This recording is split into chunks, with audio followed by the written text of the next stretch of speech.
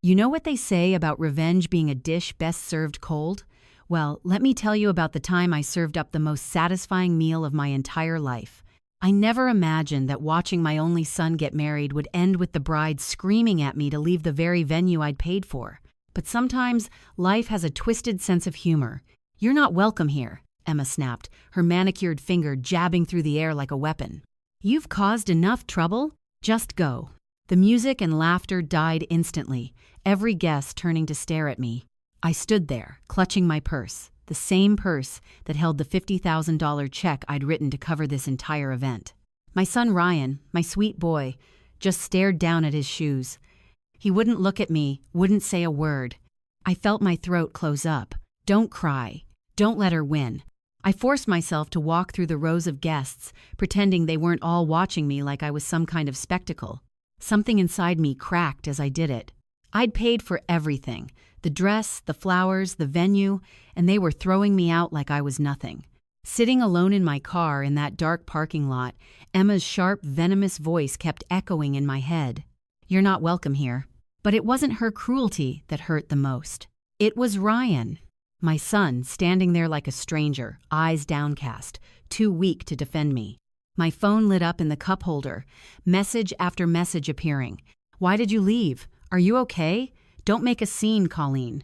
Not one message asking what they'd done to me. Nobody taking my side. A sob tried to escape, but I forced it back down. I refused to shed tears for any of them. Not tonight. Instead, I let the anger rise and crystallize inside me, cold and hard as steel. They'd mistaken my silence for weakness. They thought they could humiliate me and still enjoy the perfect celebration I'd funded. That delusion ended now. My hands shook as I unlocked my phone and found the wedding planner's contact. For a moment, my finger hovered over her name. Then I took a slow breath and hit call. The phone rang twice before her professional, crisp voice answered. "Hi, Colleen. I was just reviewing the final details for tomorrow." "I'm canceling everything," I replied without emotion. Dead silence stretched between us. "I'm sorry? Cancel it all. The venue, the vendors, the payments. I'm withdrawing. Colleen, the contracts are all in your name, but are you sure? This is very short notice. I'm certain. If I'm not invited to the wedding, then neither is my money." By the time I pulled into my driveway, the shaking had stopped. The anger had crystallized into something more precise. Resolution. They wanted me gone? Fine. But they'd soon learn that the dream they were chasing depended entirely on me. Sitting at my kitchen table, I opened the carefully organized wedding binder I'd prepared for Ryan and Emma. Each tab marked another testament to my generosity. Venue, catering, flowers, photography, music. They'd only provided wish lists and attitudes. Every invoice, every contract, every signature was mine. I picked up my phone and started dialing. "Hello, this is Colleen Meyer, the contract holder for the Myers-Whitaker wedding tomorrow." "Yes, of course. We're all set up, but I need to cancel." Effective immediately. Silence stretched on the other end. "Ma'am, are you certain there will be significant cancellation fees?" "That's not necessary," I replied. "I paid the deposits myself, and the contracts give me full authority." Another pause, then a careful response. "Understood. We'll process the termination." Next was the florist, then the caterer, then the photographer. I repeated the same conversation over and over, and with each call, I felt my posture straighten a little more. Piece by piece, the truth crystallized in my mind. Ryan and Emma hadn't wanted my help. They'd calculated it. That celebration wasn't theirs. It was my project, funded, planned, and sustained entirely by me. And if I wasn't invited, neither was my money. When I hung up after speaking with the band, a grim smile crossed my lips. Tomorrow, they'd wake up expecting a fairy tale day. Instead, there would be no flowers, no feast, no music, just the collapse of the illusion they'd built on my generosity. The house was completely silent, except for the soft clicking of my mouse as I scrolled through my inbox. I opened the PDF attachments one by one: venue agreements, catering paperwork, band contracts. Every page bore the same name. My name on every line. My address on every invoice. The realization cut like a blade. What they'd treasured all along wasn't me, but my money. I remembered Emma's promise from weeks ago. We swear we'll pay you back half once Ryan gets his promotion. The memory now seemed laughable, almost pitiful in its emptiness. I reopened the florist's contract, reading every line of fine print. Customer cancellation will result in forfeiture of deposit. But I was the customer, not Emma, not Ryan. A bitter satisfaction rose in me. They couldn't just pick up the phone and reverse what I'd done. Without my name, without my signature, they had nothing. The slam of a car door outside jolted me from my focus. I pulled the curtain aside with 2 fingers. Ryan's car. My chest tightened as I watched him stride toward the porch. I hadn't seen him walk with such urgency in years. A hard knock rattled the door. "Mom, open up. We need to talk." I stayed where I was. Another knock, harder this time. "Mom, I know you're in there." My hands clasped together in my lap. Let him sweat. Let him wonder if I'd answer. He'd lost the right to demand anything from me. After a pause, his voice came again, louder but muffled by the door. "You can't do this. This is our wedding." The corner of my mouth lifted in a thin, cold smile. No, Ryan. It never was. Eventually, the knocking stopped, but I didn't move. My heart pounded so hard I thought it might crack my ribs. Still, I held my position, eyes fixed on the blinking cursor on the screen in front of me. For 3 decades, I'd been the one who fixed everything. The peacekeeper, the check writer, the one who swallowed her dignity to keep the peace. That role was over. The silence outside stretched endlessly. When I looked through the curtain again, Ryan's car was gone. Later, my phone buzzed violently on the table. Ryan. 6. 13 p.m. Why aren't you answering? Ryan, 6. 13 p.m. What the hell is going on? Ryan, 6. 14 p.m. You're ruining our lives. That last one made me laugh. The sound was dry and hollow, echoing like it came from someone else. The phone kept buzzing until, against every instinct, I finally answered. "Mom, what the hell are you doing?" Ryan's voice shook with anger. "You can't cancel the wedding. Everyone's expecting it. Stop this." I cut him off, my tone cold and even, though my heart was racing. "You stood there and watched her humiliate me in front of everyone." "I didn't want to make a scene," he protested. "Oh, but Emma making one was fine." Silence stretched before he finally said, "Mom, please." Emma was upset. She didn't mean it. She meant every word. I shot back. "You're overreacting." "Overreacting?" I burst out. "I paid for everything. The venue, the catering, the music, and you let her treat me like I didn't belong there." "This is our wedding," he shouted. "No," I said quietly. "It was my gift, and that gift is gone." "Mom, please." "You can't. We'll lose everything. The venue, the vendors. Emma's crying right now. She should have thought of that before throwing me out of my own event." A chime interrupted the tension.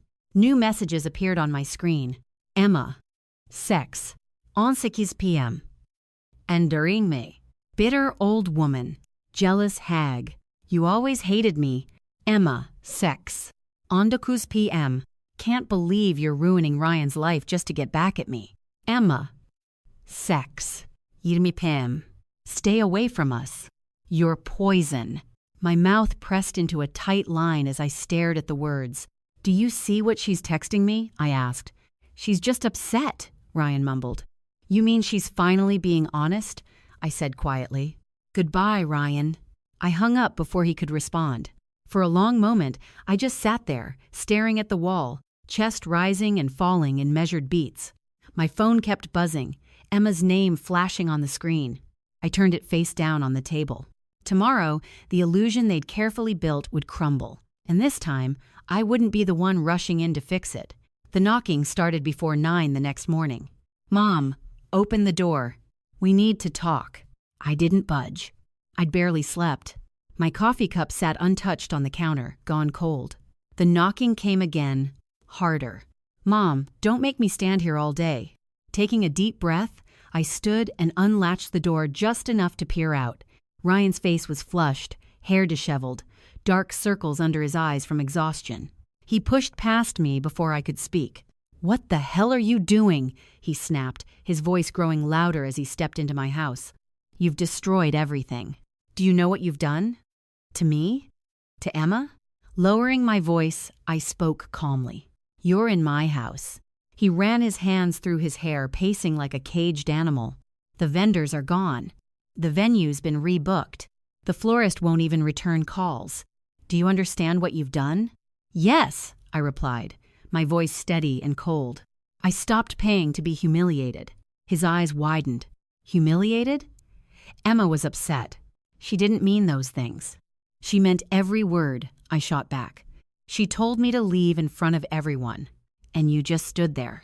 His jaw tightened. "I was trying not to make things worse. You stood there like a stranger, Ryan. You didn't even look me in the eye." When he finally spoke again, his voice turned hard and cutting. "You're always like this. Controlling, selfish. That's why Dad left." The words hit like a physical blow. I caught my breath, but instead of crumbling, something inside me hardened. Selfish. My voice shook with anger. "Do you know what I gave up? For you? The checks I wrote, the hours I worked, the dreams I buried so you could chase yours?" He flinched slightly but kept his defiant stare. "You chose her over me," I said softly. "So let her pay for the wedding she wants." He just stared, mouth open like he wanted to argue but couldn't find words. I walked to the door and pulled it open. "You should go." For a moment he hesitated, then brushed past me, slamming the door so hard the walls shook. I stood still for a moment, then sank onto the couch, hands trembling in my lap. That's when it hit me that Ryan was no longer the boy I'd raised. He'd become someone I didn't recognize at all. By noon, the phone started ringing nonstop. The first call was from my sister-in-law, Linda. "Colleen," she began cautiously. "I just talked to Ryan. He's devastated. You have to fix this." I stared at the screen, lips pressed tight. "Fix this how? Exactly? Restore the payments?" She was coaxing. "They're young. They made mistakes. Don't ruin their special day over this." My fingers clenched into fists. "I didn't ruin anything," I said calmly. "They did that the moment they treated me like a stranger." A brief silence fell on the line. "Colleen, you've always been strong-willed." Maybe Emma felt threatened. Threatened? My laugh was sharp. I funded her entire dream wedding from start to finish. "Look," Linda hid, "don't let pride tear the family apart. Be the bigger person." I hung up without another word. 5 minutes later, the phone rang again. A number I didn't recognize. Against my better judgment, I answered. "Colleen." The sound of that voice made me sick. "Mark," I said flatly. "My ex-husband, Ryan's father." "Ryan called me," he began. "He sounds terrible. I don't know what happened at the rehearsal, but everything's been canceled. This is too much." "Too much?" My voice rose despite my efforts to stay calm. "Mark, where were you when Emma screamed at me in front of 50 people while our son stood there doing nothing?" "Don't make this about old stuff," he snapped. "Now's not the time. Let them have their day. Be the bigger person." There it was again. Just another way of saying keep paying and shut up. "Colleen, don't be dramatic." "Goodbye, Mark." I hung up before he could finish and turned toward the window. My reflection stared back. Pale, exhausted, unrecognizable. So that was the truth. I was no longer part of the family. I was a walking checkbook. The thought didn't devastate me like I'd imagined. Instead, it settled deep inside me, thick and cold. They'd mistaken love for weakness, but soon they'd learn that even love has its breaking point. I can't say exactly when the tears started or when they stopped. I just remember sitting in the dim light of my kitchen, holding a cup of cold tea, watching time slip by like sand through fingers. The pain came in waves. I grieved for Ryan and Emma, but also mourned every year I'd endured, bent, and bled for people who saw me as disposable. The phone buzzed again. Another relative. "Colleen, don't break up the family over a small misunderstanding." I silenced it without a word. Between the silence and the ache, an image surfaced. My own wedding day. I was 23, wearing a lace dress that cost more than our first car. That morning, my mother-in-law pulled me aside and whispered, "Remember, sweet women make the best wives. Don't cause trouble." I'd smiled then, nodded obediently, swallowing every emotion that rose in my chest. But now, decades later, alone in my kitchen, I finally understood. Silence wasn't the same as weakness. I wasn't the type of woman to martyr herself for others' comfort. That version of me was gone. In her place was a strange quiet, heavier than exhaustion but sharper than sadness. I stood, carried my untouched tea to the sink, and wiped the tears from my cheeks. Enough. No more crying. No more begging for scraps of affection or respect. If Ryan and Emma thought they could humiliate me and still have a dream wedding built on my money, they were dead wrong. The next morning, I made an appointment with Margaret Chen. She'd been my lawyer for years, sharp, discreet, and solid as granite. Sitting across from her in her bright office, I felt my stomach knot. "Colleen," she said gently, folding her hands, "you look tired. Tell me what's happening." So I did. I told her everything. The scene at the rehearsal dinner, Emma's public outburst, Ryan's silence, every detail of the wedding I'd funded, and how I'd canceled every contract one by one. Margaret listened without a word, her expression calm and unreadable. When I finished, she leaned back in her chair. "Let me be clear," she said calmly. "You did nothing wrong. Every contract is in your name. Every payment came from your accounts. If they still want their wedding, they'll have to pay for it themselves." A breath I didn't realize I'd been holding escaped, relief washing through the anger. "But what if they sue?" I asked, my voice smaller than I wanted. The corner of Margaret's mouth curved into a confident, calm smile. "Sue you for what? They have no grounds. And if they or any lawyer they find is foolish enough to send letters, forward them to me. I'll handle it." A sharp knock interrupted us. Margaret's assistant peeked in. "Sorry to interrupt. There's a man on the phone asking for you. Says it's urgent. Someone named Ryan Meyer." I froze it. Margaret raised an eyebrow. "Do you want to take it?" "No," I said quickly. "Not now." "Good," she replied calmly. "Let him stew for a while. You've carried him long enough." For the first time in weeks, an unfamiliar emotion rose in me. Not anger, not sadness, but power. Quiet, steady strength. I nodded. "You're right." Margaret pushed a stack of documents toward me. "I'll prepare formal notices to each vendor confirming the cancellations and your sole authority in these contracts. If Ryan or Emma show up here, they'll have to go through me, not you." When I signed, my hand stayed steady. Let them scream. Let them rage. I was no longer their ATM. When I got home, my phone was buzzing constantly. At first, I ignored them, but the notifications kept multiplying. Facebook, Instagram, messages from people I hadn't contacted in years. My stomach knotted as I opened Facebook. At the top of my feed was Emma's face, eyes red and glistening, hair perfectly styled, holding a crumpled tissue. Above the video was the caption, "Never thought my future mother-in-law would destroy our wedding out of jealousy and spite. My heart is broken." I clicked play. "She canceled everything," Emma sobbed into the camera. "The venue, the flowers, the food. She even threatened our vendors. After everything we've done for her, she's trying to ruin the happiest day of our lives." Her voice trembled like it had been rehearsed. "We didn't want to share this publicly," she sniffled, "but she's given us no choice. Please pray for us as we try to rebuild what she destroyed." Below the video, comments were already flooding in. "What kind of mother does that? Cut her off. She sounds toxic. Sorry, Emma. Stay strong." The social media onslaught made my heart burn as I scrolled down. Every line was a fabrication. After everything we've done for her, I'd funded her entire dream. Designer dress, luxury venue, chosen caterer, and now she was making me the villain. Next was an Instagram post. A photo of Ryan and Emma embracing, captioned, "We won't let hate win. Family should lift you up, not tear you down."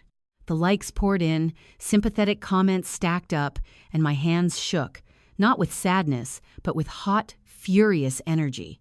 I opened my notes app and started collecting evidence.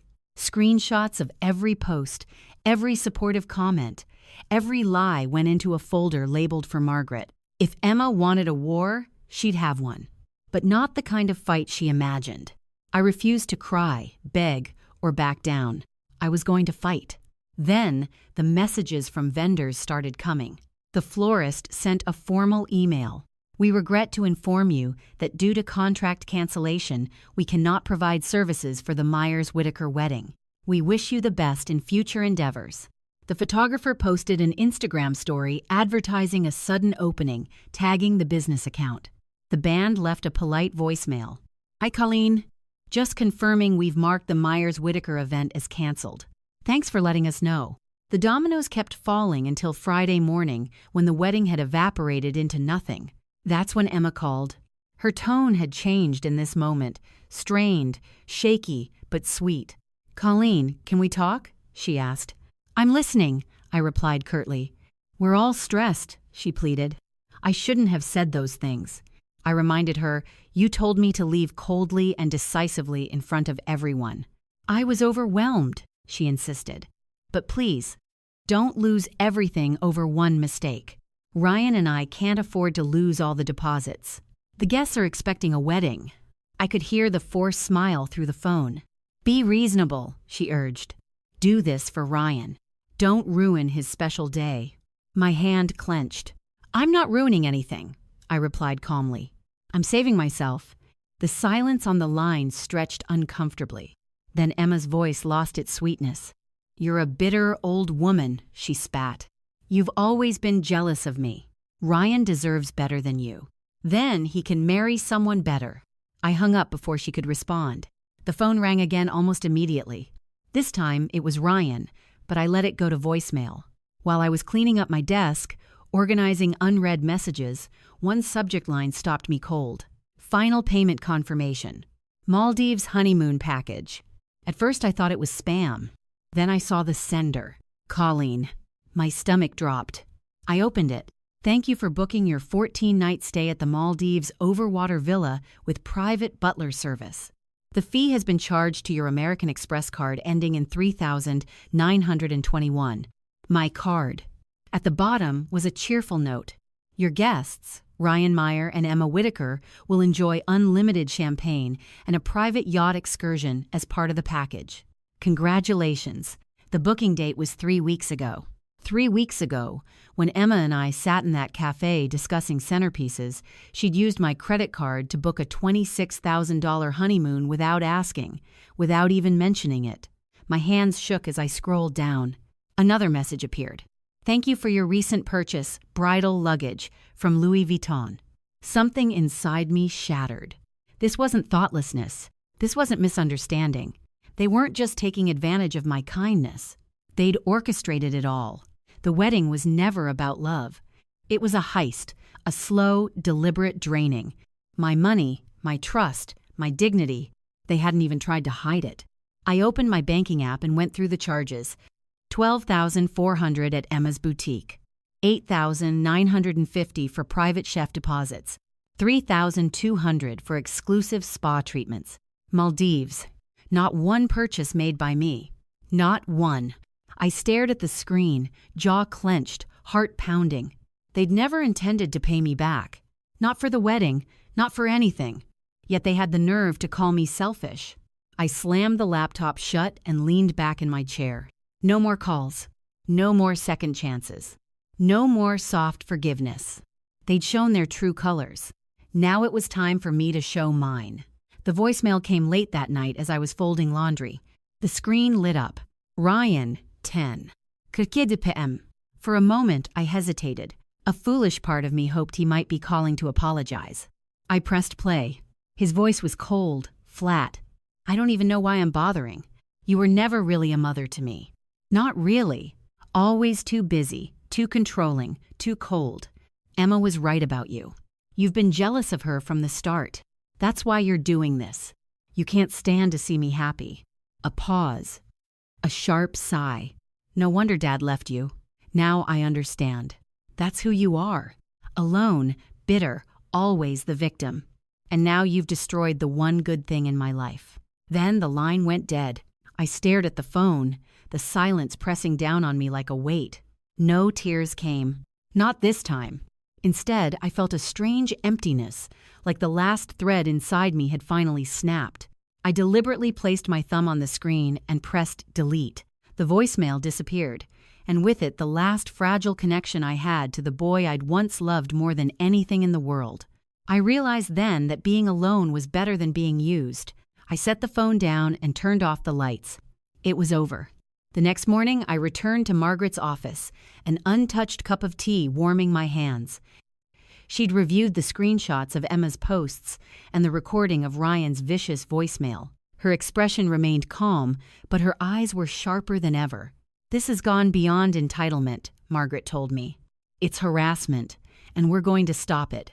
She handed me a draft, a formal cease and desist notice for harassment, defamation, and unauthorized use of funds. I scanned the highlighted sections, my heart pounding with something stronger than fear. "We'll send this directly to Emma," Margaret said.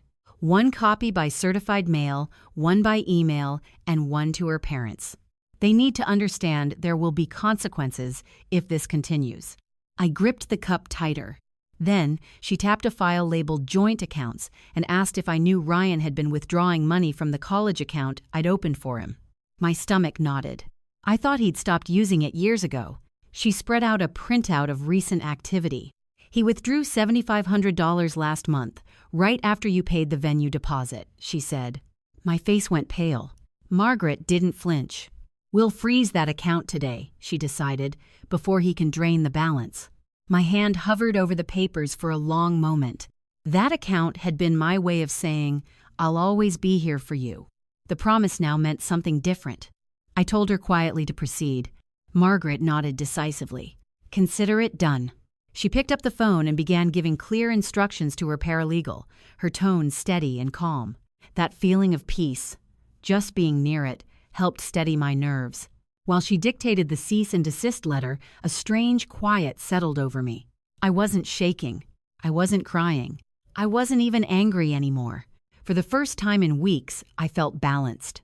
Ryan and Emma had taken enough. My money, my self-respect, even my sense of myself as a mother, they wouldn't take anything else. When Margaret hung up, she smiled slightly, confidently. "Colleen, you've done everything right. If they want their wedding, they'll have to pay for it themselves." I exhaled slowly. "Let them try," I murmured. By the weekend, their perfect picture illusion was starting to crumble. It started with a single comment under Emma's tearful video. "Didn't Colleen pay for the whole wedding? Something doesn't add up." At first, her friends defended her. "Stop spreading misinformation. You don't know what really happened. She's a toxic mother who can't stand her son's happiness." Then another voice chimed in. "My cousin works at that venue.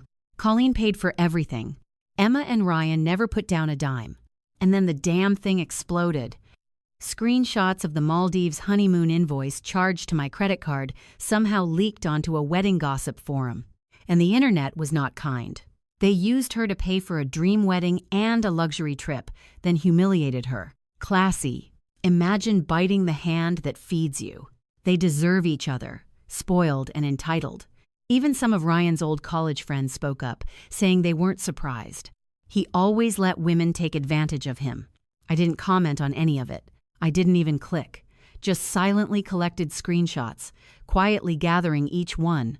That afternoon, my phone rang. Linda again. "Colleen," she began gently. "I didn't realize. I'm so sorry. All of us thought Emma made it sound like you were deliberately sabotaging their wedding out of spite." "You believed her?" I said calmly. "I know," Linda sighed. "But now people are starting to understand. I just wanted you to know you're not alone anymore." I didn't respond. I didn't need pity. What I had now was better than that. Clarity. For years, I'd let people keep taking, convincing myself that keeping peace was worth the price. But peace bought with silence isn't real peace. It's surrender. And I was done surrendering. Within 2 weeks, the gossip had spread like wildfire. Emma's Instagram went dark. Ryan deleted his profile picture. It started quietly. A mutual friend posted, "Next time, don't bite the hand that feeds you." Then a relative of Emma's tweeted, "If you can't afford your own wedding, maybe don't scream at the person paying for it." People weren't whispering anymore. They were laughing. Emma's posts had gone viral on wedding forums where brides and strangers tore her apart. She ruined her own wedding by acting like a spoiled brat. Did she think her mother-in-law was her personal bank account? The entitlement is staggering. Who throws out the person funding the whole thing? Even vendors joined in. An anonymous florist wrote, "We warned her that her mother-in-law held the contracts. She didn't care. She thought she was untouchable, immune to consequences." I said nothing. I didn't defend myself. I didn't need to. The truth had its own way of coming to light. By the end of the month, their guest list had evaporated. Friends stopped returning calls. What should have been the highlight of the season became a cautionary tale told in whispers and mockery. And me? I was miles away, sitting on a balcony 2 states over, watching the sunset paint the ocean with a glass of champagne beside me. I picked up my phone, took a single photo, my feet up, endless blue sky stretching to the horizon, and typed a short caption. "Happy looks good on me." No hashtags, no names, no explanations. I didn't check to see who liked it. I didn't care if Ryan, Emma, or any of the relatives who'd once called me overdramatic saw it or not. It wasn't for them. It was for me. The next morning, my phone buzzed. I stared at his name for a long moment before hitting decline. Seconds later, a text appeared. "Can we talk? We made mistakes." I turned the phone off and placed it face down on the table. For years, I'd let other people pull me into their chaos. Now I chose calm, and calm meant never going back into their storm. They thought they could humiliate me and still benefit from my kindness. They were wrong. I was never their wallet. I was their reckoning. And sometimes the best revenge isn't getting mad or getting even. Sometimes it's simply getting free. That's a satisfying ending today. Don't forget to subscribe and hit the bell icon for more karma stories. Drop a comment. Whose side were you on?